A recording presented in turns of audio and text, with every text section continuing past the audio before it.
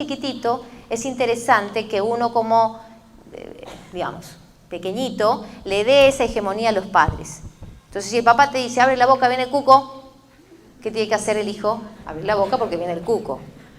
Pero a los 10 años le dices, abre la boca que viene el cuco, y el chico le va a decir, ¿cuál? Tú eres el cuco, ¿no? Más o menos. Pero lo que voy es que la paradoja de Moore es que es interesante que es un proceso psíquico interno en donde los chicos tienen que aprender a dudar un poquito de la literalidad del discurso paterno y materno. Entonces es como darse el permiso de no creer todo lo que dicen los padres. Y esto nos va a salir como, ay, ¿cómo no van a creerle a sus papás si sus papás saben lo que dicen? Además no hay nadie que los ame como ellos. Una cosa es el amor parento-filial y otra cosa es que el discurso paterno sea casi un mandato de obligatoriedad a seguir todo lo que los padres han dicho. Entonces me parece que la paradoja de Moore es como dos afirmaciones donde una parece que deniega a la otra. Por ejemplo, digo, creo que María es inteligente. Cuando yo digo creo que María es inteligente, estoy afirmando que María es inteligente, es una preposición, ¿está claro?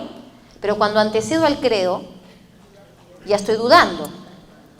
Entonces, creo que María inteligente es como decir que hay una afirmación, pero al mismo tiempo una negación. Eso no es locura, eso es salud mental. Porque cuando yo digo creo que, a pesar de que afirme, estoy dando cualidad a hacerme preguntas interrogantes y a no ser simplemente una extensión y una clonación de mis padres. Y si un adolescente es capaz de dudar de lo parento-filial, puede dudar de otros seres humanos para no ser un borreguito que cumple los mandatos de un otro. Oye, vamos a fumarnos un pito de marihuana acá a la vuelta, ¿no? Rapidito. Y él dice, creo que sí sería bueno, ¿no? Pero mejor no. ¿Se dan cuenta de esto? Esto que lo interpela el adolescente es salud, porque hay un detenimiento y hay una posibilidad de no entrar directamente en la literalidad de un otro como si eso fuese una orden. Pero para llegar a ese tránsito, uno tiene que hacer este duelo con los padres de ir desidealizándolos. Porque si no tenemos hombres de 40 años que siguen preguntándole a la madre qué camisa se van a poner cuando tienen una mujer. Porque la literalidad de la madre es incuestionable porque es madre. Lo que es incuestionable es el amor, pero no el discurso materno.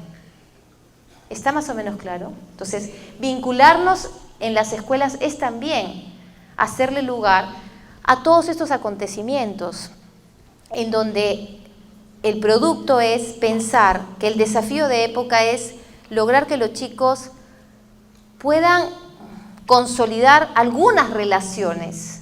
Sería muy utópico y lindo decir que hagan lindas relaciones, pero que puedan consolidar algunas relaciones porque en general lo que pasa es que hay más predominio de la conectividad que de las relaciones interpersonales.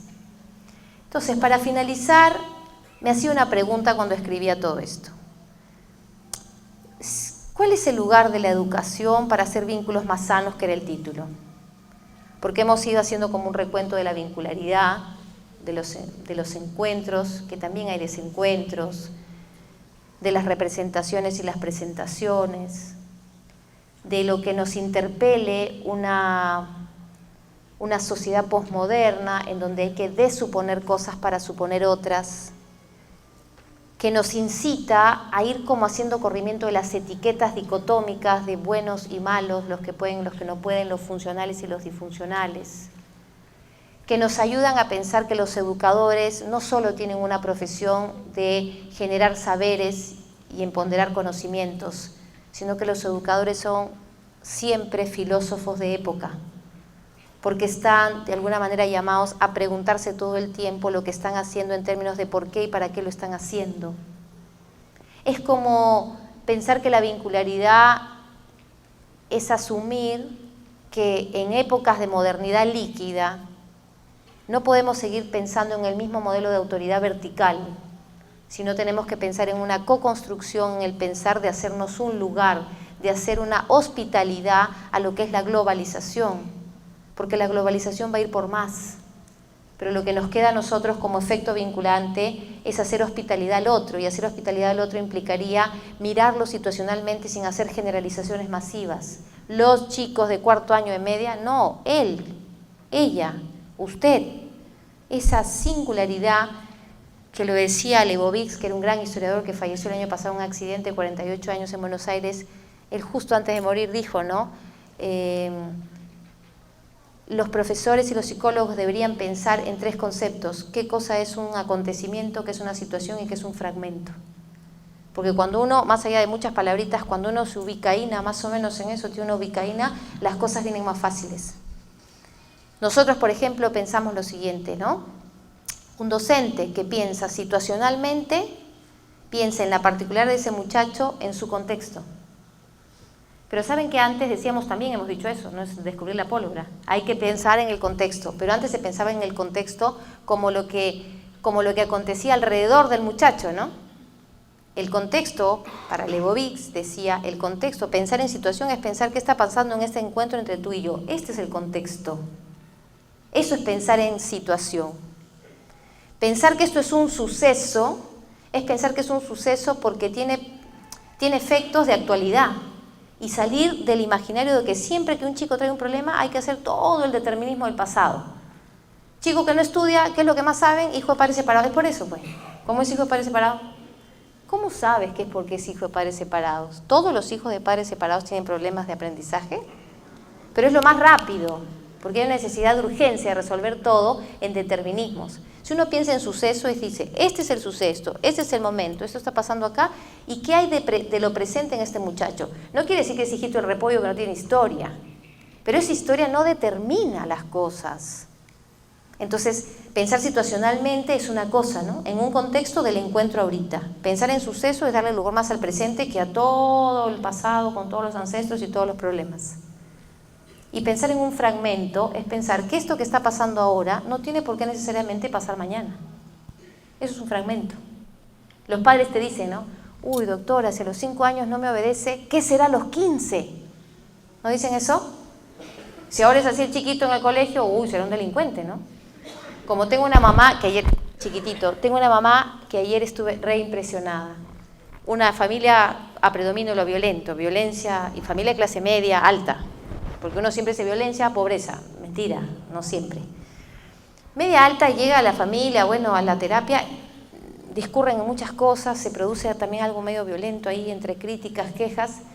Y una de las cosas que me sorprende es que la madre, muy rígida, porque ella es muy violenta, así como me dice, bueno, yo he venido acá porque la profesora me ha dicho que ya le presente el informe psicológico, si no mi hija no entra el lunes. Entonces yo le hago la pregunta y le digo, ¿eso es lo que más le preocupa? Y ella me contesta, sí, pues es obvio. Es obvio para ella, porque para mí eso no era obvio, ¿no? Y para el esposo tampoco. Entonces le digo, bueno señora, pero no sé cómo podría ayudarla. Estamos ahorita jueves y usted quiere un informe para el lunes. Ni conozco a su hijita, los estoy entrevistando a ustedes. Bueno, no sé, eso usted véalo con su colega en el colegio y empieza el devenir de ella violento. Más o menos haciéndole una hospitalidad, haciéndole el lugarcito, pensando situacionalmente con la señora, para no decir es una señora psiquiátrica con antecedentes, bipolar, vaya usted, ¿no? Para no hacer tanto, dije, esto es situacional, hoy está en un mal día la señora. Pero el cuento va a que aparece este encuentro, que es casi un desencuentro, y en medio de toda su rigidez me dice, para pensarlo fragmentariamente, ¿no? Me dice, bueno, ya se ablandó un poquito, medio que se quería llorar por unas situaciones, y me dice, bueno, en realidad no solamente me preocupa el informe porque el lunes si no mi hija no entra a la escuela, sino es porque la psicóloga del colegio me ha dicho de que si mi hija no recibe tratamiento ahora, en 5 años será alcohólica y drogadicta. Claro, no sé si tan asu, lo que pasa es que el psicologismo y el exceso de psicologismo nos ha llevado a creer que los psicólogos tenemos una bola de cristal, ¿no? En realidad es como que nos posicionamos como brujos, bueno, a veces parecemos brujos, pero nos posicionamos como brujos que uno puede hacer como el adelanto de las circunstancias de la persona. Uno puede hacer una aproximación, pero declarar su hija en 5 años va a ser alcohólica y drogadicta, no sé si es lo mismo decir eso que decirle, mire, si ya no sale esta peligrosidad armada en la casa, probablemente se va a jugar un poco más de lo mismo. Probablemente. Porque hay resiliencia, porque hay fe, porque hay oración. Yo no sé qué le puede pasar a este ser humano. Entonces yo pienso en fragmento, pienso en este momento, aquí, en esa circunstancia, y no solamente en larga trayectoria. Entonces, no estamos corriendo que no hay pasado, por favor. El pasado interesa, pero no determina. No significa que no pueda haber pronósticos, pero el pronóstico no es una develación anárquica de que esta persona es así y morirá así. No se puede hacer eso. Hay como ciertos lineamientos. Pero eso también se da en los escenarios escolares cuando alguien dice, este chico no es para esta escuela, señora. Me parece que este chico no es para esta escuela. ¿Sí? ¿Le parece que no es para esta escuela? ¿Cómo? ¿Qué se hizo? ¿Cuáles fueron los agenciamientos? ¿Qué connotaciones tiene usted más allá de su aguda capacidad de lectura docente, psicopedagógica y todos los títulos para decirle eso? Este chico no es para esta escuela. Fíjense que los decires construyen realidades. Y eso no implica que hayan chicos que en algunas escuelas la estén pasando mal y están sufriendo. Pero no es lo mismo decir, me parece que Joaquín sufre en la escuela, señora, ¿qué se le ocurre? ¿Qué podemos hacer? Y de pronto en ese devenir del encuentro me diga, no sé, yo estaba pensando en cambiarlo colegio. Y yo aporte, le diga, me parece que eso de repente es saludable, quizás con menos chicos, quizás con una profesora más joven, yo la verdad tengo varios años, a veces no tengo tanta paciencia, o soy muy jovencita, no tengo tanta experticia, no lo sé. Pero ese determinismo casi profético, ¿no? No, no es para esta escuela. No digo que hayan chicos que puedan salir de ciertas escuelas e incorporarse a otras, pero ¿en nombre de qué se toma esa decisión? ¿En conjunción con quién? Esto es lo que yo cuestiono, no que un chico tenga que quedarse en una escuela si le va súper mal y no se pueda mudar a otra. Pero es cómo haces la salida, ¿no? Entonces decía, pensar en todo esto es que me preguntaba finalmente, ¿cuál es el lugar de un docente para poder generar vínculos más saludables?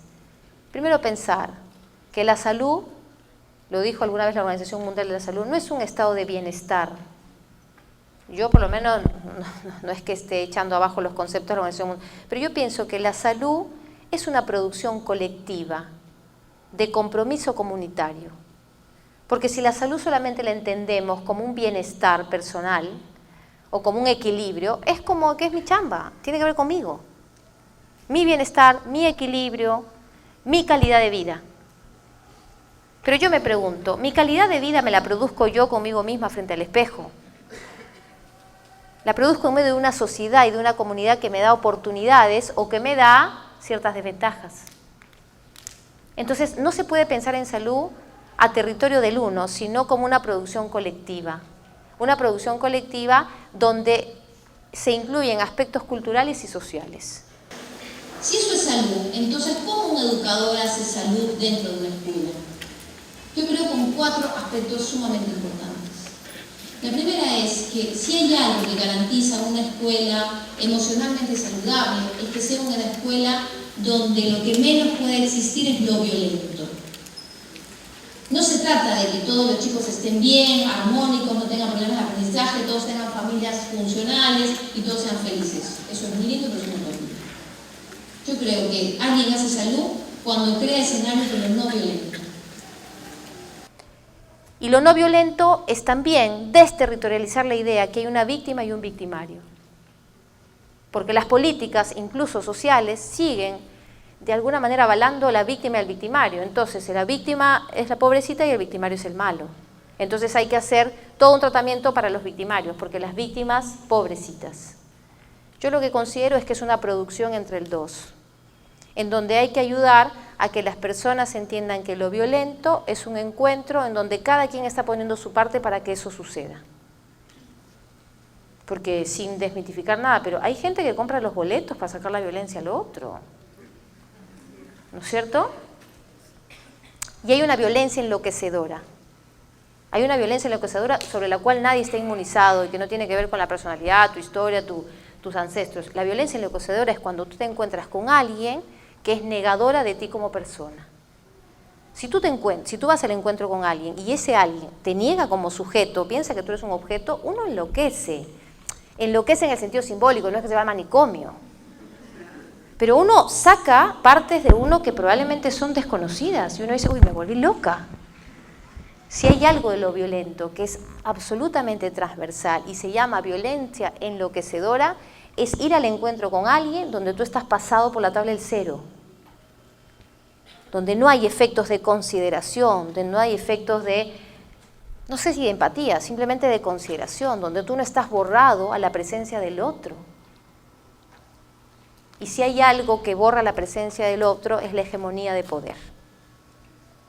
Y si uno tiene hegemonía de poder porque yo soy el poder, el otro no existe como sujeto, sino como objeto.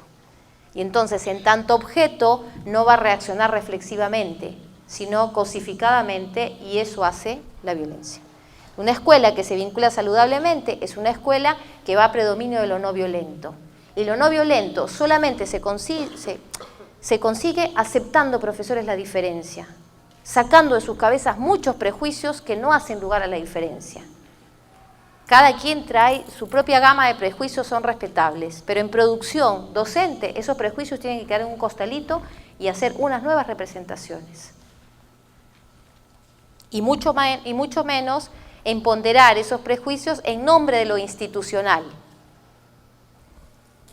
¿no? Y eso se ve en la facilidad con la que a veces decimos ciertas palabras o consideramos a ciertas personas. Por ejemplo, los temas de cómo se organizan las familias, las homosexualidades, la vida sexual de la gente, dan cuenta de muchos prejuicios que a veces, sin querer, hace un lugar a la discriminación del otro. Lo no violento va por la vía de hacerle lugar a la diferencia y de no tener la crueldad de la discriminación. Janine Puyet es una mujer de 80 años, escribe mucho en Buenos Aires sobre vincularidad y tiene un artículo muy lindo que se llama La crueldad de nuestra sociedad, en donde lo que habla no es de los homicidas, los antisociales y los psicópatas, sino de cómo nosotros estamos atravesados por una forma de discriminación que nos habita a todos. En algo discriminamos a los otros. Y eso es lo que creo que hay que ayudar a que las escuelas cada vez lo hagan menos. Lo segundo es que las escuelas que se vinculan saludablemente tienen docentes que se implican. ¿Y qué cosa es implicarse? Implicarse significa meter los zapatos en el lodo. Implicarse significa no vivir con la ley de para evitar conflictos, mejor no me meto. Implicarse significa hacer agenciamientos para generar situaciones nuevas y distintas, donde pensemos de que no hay soluciones, de que las cosas tienen solución, pero que no siempre dependen solo de la buena voluntad, sino de un hacer conjunto y comprometido. Y lo último es que yo creo que las escuelas que se vinculan saludablemente son las escuelas que hacen aquello que son las que se implican, son las que no van a lo no violento, son las que tienen agenciamientos, pero sobre todo son las que hacen que sus docentes, sus directivos y todos los seres humanos corran de sus escenarios de actuación, saquen de sus escenarios de actuación lo que se llama la subjetividad heroica. ¿Han escuchado qué es la subjetividad heroica? La subjetividad heroica significa que las personas crean, en primer lugar, que en la vida existen héroes. En la vida no hay héroes, los héroes están enterrados en la guerra del Pacífico. Porque cuando uno vivencia el